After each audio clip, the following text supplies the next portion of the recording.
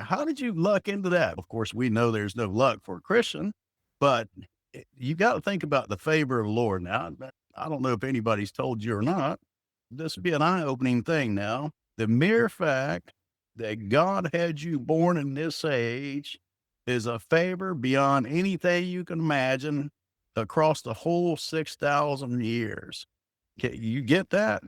I'm telling you, if we could just see it for what it is, to become the bride of Christ and to get it by just believing on the fact that he came and died and paid for your sins and rose again the third day. Just by believing that, and it's a very easy thing. And I guarantee you, when you get out there in eternity and you look back and you see what position you got for doing very little, all you did was believe on his name. You didn't have to have any righteousness of your own.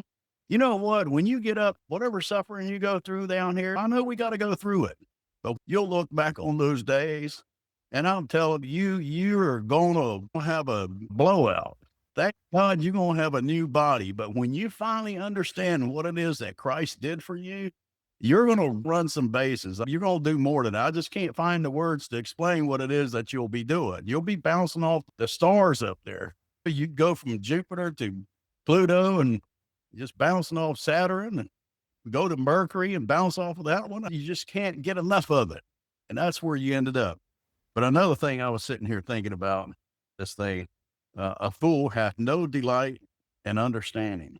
Understanding is how things relate back to God. He could care less about what's going on in God's world.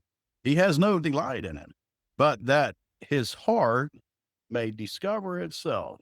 He's down here on this earth and he's trying to find an alibi. He's trying to find a place where he can secure himself, where he can say, okay, I feel comfortable where I'm at. I'm good.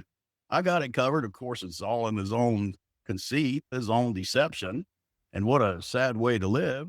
But I'm sitting there thinking, okay, verse 1, there won't be any bad desire up there. Verse 2, there won't be any fools up there.